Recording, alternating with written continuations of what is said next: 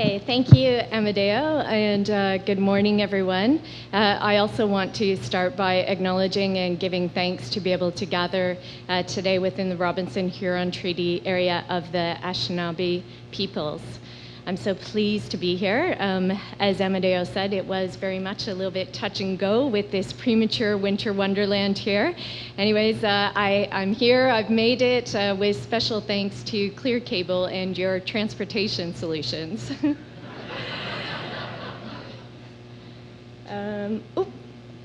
Keep going. So I'm going to start by telling you a bit of a typical tale from the digital divide, taking you to the Strathcona Regional District on the far warmer, far west coast of Canada.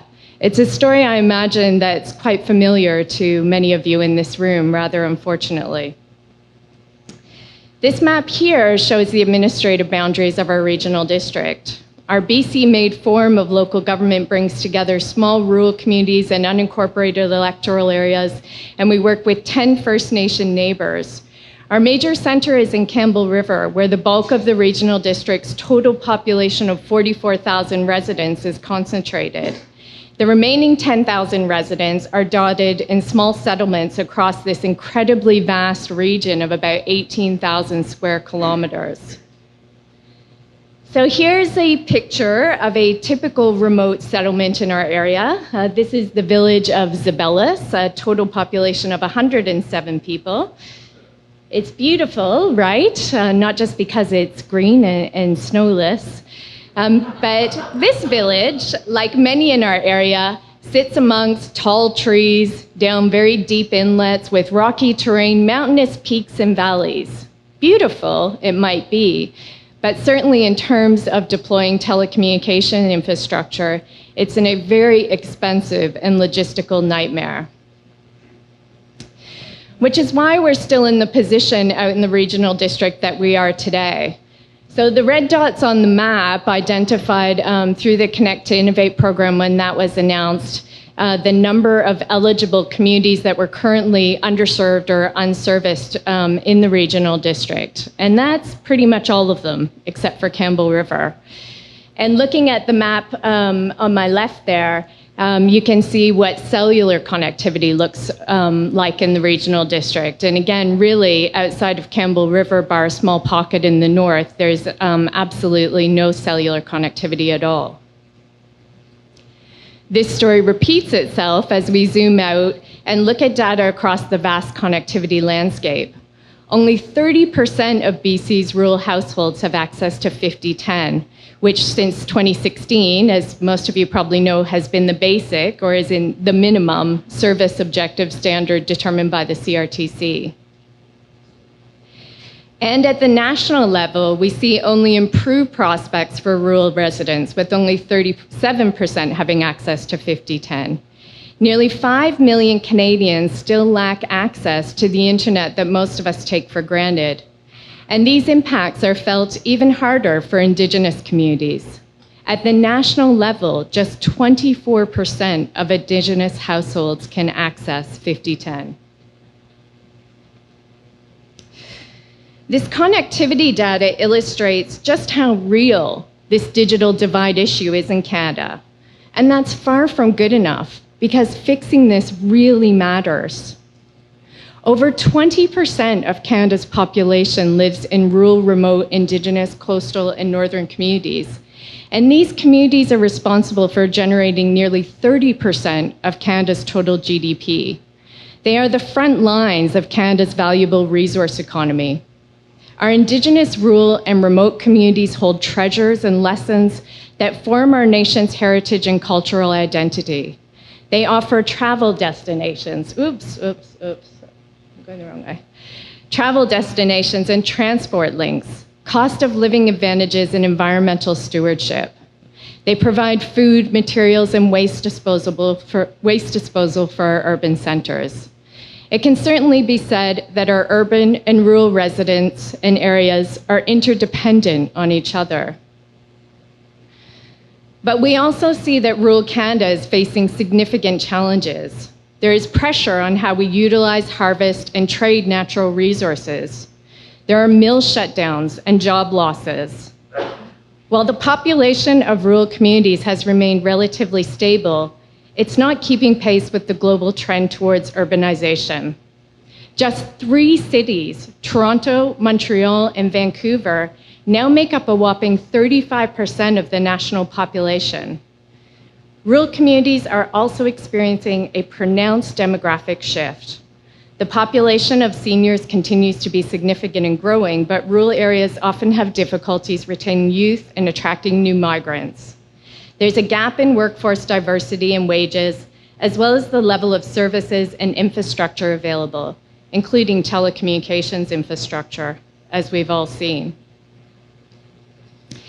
There is growing concern that what we're seeing today is the rise of rural frustration and a call from academics and bureaucratic advisors alike to stem this with better policies and politics that are more inclusive of rural Canada. While equal access to digital technologies is not going to be a silver bullet, there's general agreement that it presents significant opportunity for rural, remote, and Indigenous communities. The Federation of Canadian Municipalities says it well. They say broadband has the power to transform rural Canada. Connectivity is now as important as roads and bridges to the sustainability of rural and remote communities and the success of rural institutions and organizations. That's FCM. That's all of the bodies coming together to say that. Most of us here likely get the concept that connectivity facilitates virtual health, distance education, economic development, safety, innovation, and civic engagement, including the important imperative of reconciliation. So let's ground this concept today in a couple of real-life stories. And to do that, I want to share with you, I'm going to cheat a little bit, and I want to share with you 2 videos produced by my incredible colleagues, Susan Stanford and Colleen McCormick, from the BC Provincial Government's Connected Communities program. So first to the village of Grand Isle. This is a former industry town that decided to use connectivity as a platform to rebuild its economy. When fiber was being laid along a nearby highway, the village worked with TELUS and the government to bring it into town and to distribute it via wireless solutions.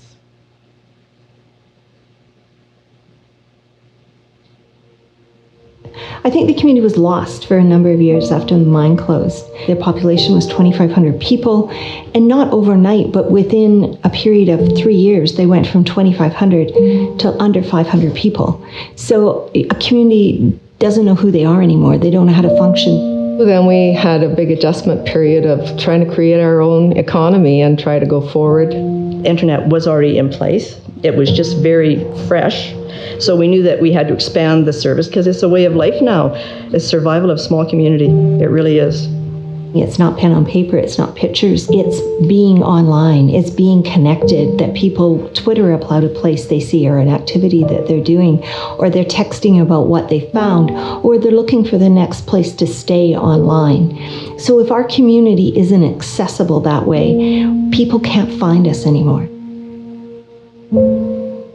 Until this system came along, it was really hard to be a part of the world. We've had people that came and, before you had cell service and internet, and they literally panic and they've got to leave because they can't stay here without it. Some of the things that the internet has allowed me to do is run a proper websites, answer reservations, answer questions for people, go online and find more information on how to come up with better ideas of running your business. Without the connectivity, there's no sense being here because you've got to be able to connect to the rest of the world. That has probably been the biggest boon for our community. We have more and more young people that are here now. I understand today that we would not have had the new pharmacy in here if it hadn't been for the internet system. I was struck by the fact that people here are mainly seniors. They had to drive 2 hours, say, to fill a amoxicillin prescription. So I thought about, would it be a good idea to start a telepharmacy? The pharmacy would be linked to a central pharmacy through a Cisco audio video unit. So without connectivity, we can't operate. It's not just about filling prescription, it's actually about providing that care. Connectivity means more businesses, means more taxes paid, and more growth, more employment. It's not the piece that drives the economy, but is the platform on which you build your economy. The community was built for a 25-year life, the life of the mine, and after that the community was supposed to be gone. We're 46 years old this year, and we're still here, and we're not going anywhere. So that's Grand Isle, and I have a second video, and hopefully it doesn't send me over time. Are we ready for a second video? This one, it's a little bit of a long one, so bear with me, but it's very much worthwhile. This one comes to us from the Heiltsuk Nation out in BC, who are imagining the possibility of improved connectivity.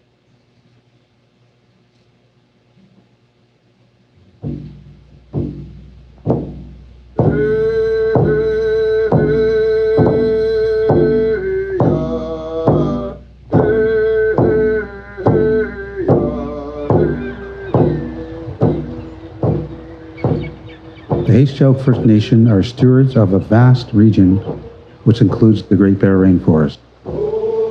Here on the Central Coast, they've created a conservation economy based on generational knowledge and mindful stewardship practices. Their future rests with how communications technology can support their language and their legacy. The heart of the Haistchuk is our language. Haistchuk means to act and speak correctly. It connects us to everything. Our land, our sea, and our resources. It is also our identity. You know, without our language, who are we? We have carbon dates back to 14,000 years ago. And we've always been the hub of the Central Coast. We're a small community, and we're really isolated, but we're really progressive. La ham jexta nukwa duksu. Our language is on the brink of extinction, so technology would definitely be another tool to help us in language revitalization. It's so great to be able to have elders in the classroom with us to make sure that myself as a teacher is, saying it correctly. And when we're learning, laughter just comes hand in hand with it. But trying to upload videos over our Wi-Fi can be pretty painstaking on different social media platforms. With not only our people in town, but we have a big population that doesn't live within Bella Bella as well that are really eager to learn our language. And our language team has been working to get our language on the First Voices database to be able to have our language at the palm of their hands and be able to hear it as long as read the words. So being able to listen to videos or audio clips of our language would be, I think, pretty healing.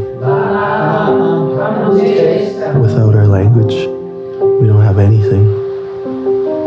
We won't have a connection to our land anymore.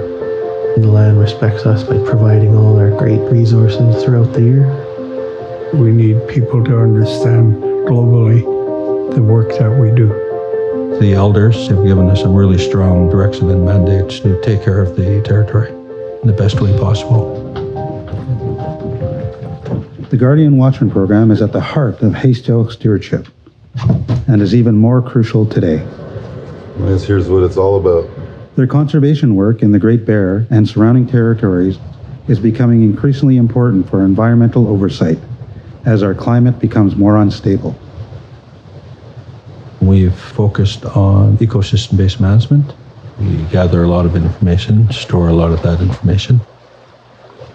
And we have Guardian Watchmen.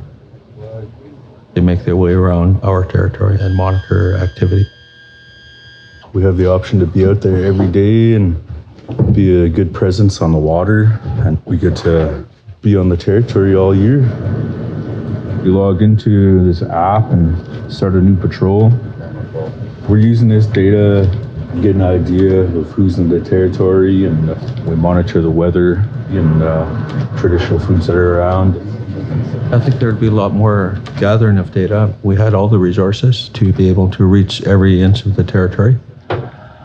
All the work that we're doing through the Coastal First Nations has been more attentive to climate change. It'll make a big difference for people all over the world. Besides protecting their lands and their culture, the Coastal First Nations is a unique alliance focused on creating jobs for their people and markets for their resources. But its future depends on strong and reliable connectivity infrastructure.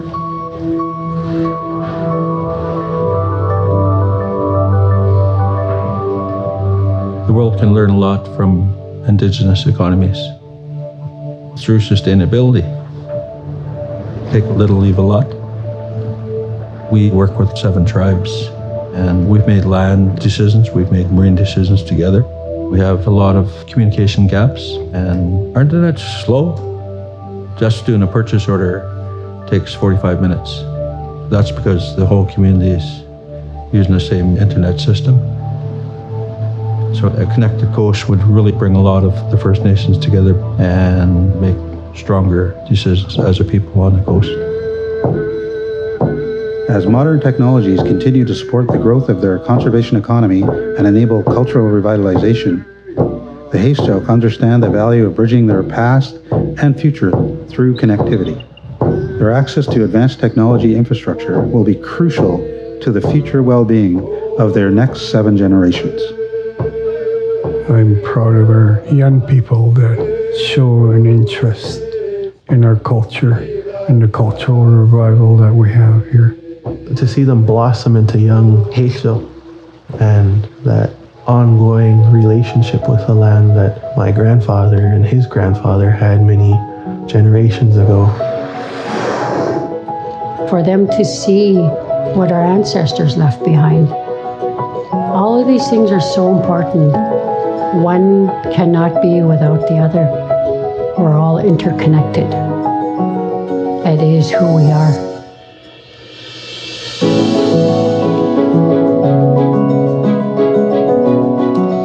So again, I just want to acknowledge my colleagues at the provincial ministry for doing such a great job of really firsthand telling these stories. And I particularly want to highlight something very special here. Normally we talk about how people will use and consume the internet. We typically speak of download speeds as our main metric, but it strikes me deeply that even after everything, the priority for these nations is to use the internet as a vehicle to share back with us their traditional ways of knowing and living respectfully with the land and each other. Through my work, I'm constantly exposed to these stories and opportunities, and they compel us to consider shifting our attitude to this challenge of the digital divide. A report commissioned by General Electric, a big corporate, as part of their Remote Communities initiative, calls for an attitude where we look at spending in rural, remote, and Indigenous communities not as a subsidy, but as a strategic investment for the country as a whole. We can continue to delay and lament the high cost to invest in building adequate telecommunications infrastructure in rural, remote, and Indigenous communities, but we're missing a very real opportunity to advance reconciliation and innovation agendas, increase our national prosperity, and quite possibly to even achieve the returns and valuable spin-offs for those bold enough to see the opportunity. For those of you who might prefer some harder evidence, let's look to the federally owned National Broadband Corporation in Australia. NBN Corp is nearing completion of their national build, and certainly not without their own controversies. It will see 98% of homes and businesses in rural Australia connected, taking it from being one of the bottom 10 OECD countries to one of the top 10. And by 2021, research commissioned by NBN estimates in rural Australia as many as 20,000 new businesses and an increase of 5.3 billion in GDP may be attributed to what they've quite brilliantly named the NBN effect. improved connectivity delivered by NBN. And what's even more incredible is that according to NBN's Corporate Chief Development Officer for Rural and Remote, and yes, that is a real title and a new appointment in senior executive management, it's actually rural Australia that consumes almost half of all the data on the NBN network. So coming back to my own regional district here, again, I hear these stories of people and organizations with ideas to improve their communities. Our people want to thrive in place and are rich with the ideas to get here. However, it's ironic and a little bit heartbreaking, to be honest, that programs and initiatives such as distance education, telehealth, etc., they were designed for rural, remote, and Indigenous communities. And yet, without the basic enabling infrastructure, there's so much that's useless. So as the mayor before said, broadband and cellular connectivity for our regional district is the highest strategic priority of our regional board. And they handed me this connectivity file 4 years ago, and it was literally a file folder, thick, filled with letters to carriers and politicians outlining the issue and pleading for help.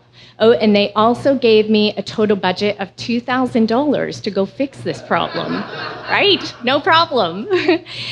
But I was given what I was given because the predominant belief was that the only thing we as a local government could do was to advocate and wait for others to come and fix this issue.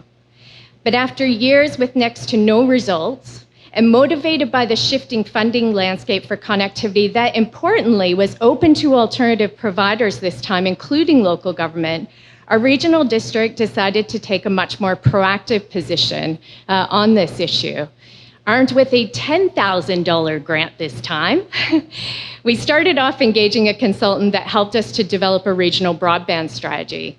This document helped us to understand what the existing connectivity looked like in greater detail, and it identified barriers and opportunities for investment. And the key finding out of that was that what we really needed was a better and more competitive backbone service to help the local ISPs deliver last mile improvements. So that backbone play, that big backbone play, is exactly what we went after. In 2018, the regional district, along with our partners City West, who are one of the sponsors and a telecommunications company owned by the City of Prince Rupert in northern BC, were awarded a total of $46 million in funding through the Federal Connect to Innovate program, the province of BC, as well as Indigenous Services Canada. With these funds, City West and the SRD will build, own, and operate the Connected Coast Network. Again, it's a new subsea backbone network. It's about 3,500 of subsea fiber optic cable with shore landings, and it aims to bring connectivity to as many as 154 underserved or unserved communities along BC's coast, including 56 Indigenous communities. No small project for local government. But as it turns out, we are far from alone in tackling connectivity initiatives head-on. In preparing for this keynote today and over the course of the last couple of years, I am truly inspired to find a growing number of regional partnerships taking on telecom infrastructure projects in this way. I'm sure this list is far from comprehensive, and I certainly look forward to learning more about some of the other various initiatives across our country. For those working in this space, I want to congratulate you. These projects are not for the faint at heart, and this conference provides a fabulous opportunity for us to share our learnings and possibly to have a group therapy session over drinks later tonight. But when I look at this list, what I see is a wealth of hard-earned knowledge underpinned by change makers. And these partnerships complement the continued and significant investments that the major telecommunication companies have made across Canada. Fixing the digital divide, or should I say seizing the opportunities of connecting rural, remote, and Indigenous Canada, will require a lot more investment. A report released by the Auditor General in 2018 estimates that bringing 5010 to all Canadians will require an investment of $6.5 billion, utilizing mixed technologies, but up to as much as $50 billion if we were purely looking at a fiber solution. Those numbers are really not out of line with what we saw with the Australia NBN project, which is a mixed technology solution and had a $51 billion price tag as of 2018. But we have strong commitments from our federal government. In 2019, we've seen the release of a high-level national broadband strategy, and that was accompanied by a plan to deliver $5 to $6 billion in investments in rural broadband over the next 10 years. It's a start, but it's also not the whole picture.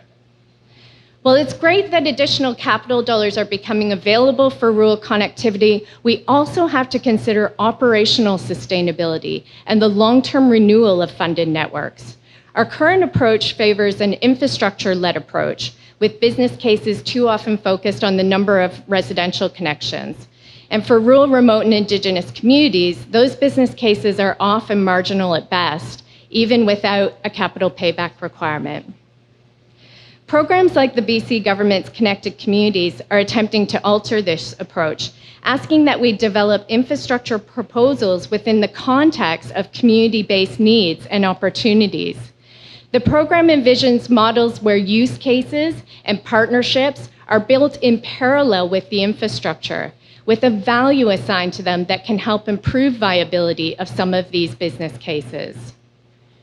I want to acknowledge that this work is actually rooted in the work of several First Nations, as well as academic researchers behind the First Mile Connectivity Consortium, and I encourage everyone to go have a look at them. They speak to a whole of community understanding and approach to digital technologies for social and economic development, which counters the model's focus on individual and household metrics. The first mile kind of flips the idea of the last mile around and promotes local-oriented active solutions rather than this idea of waiting for urban-based systems and infrastructures to eventually come out to them. This kind of thinking was certainly very important for the Connected Coast project. Again, while the capital may be funded through grants, we're required to operate this network for a minimum of 5 years without additional funding. And that's a really scary proposition for a rural local government who's new to telco. There are big costs associated with maintaining a subsea fiber optic network, and we needed better assurance that if we were going to build this thing, people will connect and connect well. Further, it's important to us that we can leverage this infrastructure to deliver the community benefit that, again, as a government entity, is always at the forefront of our minds. So in parallel with our backbone build, what we've been doing is going out to communities and talking with them about this planned source of high-speed capacity, what that might mean for them, and then whether that has implications back for the first and/or last-mile network architecture. We have also been busy building partnerships with organizations like the Regional Library Service that wants to develop this digital literacy programs and also this kind of modern-day bookmobile kind of equivalent, or the Coast Guard, who are looking at better connectivity on the water. And again, we go back and we reconsider whether that has implications for network architecture. We're more agile in how we plan to roll out this project.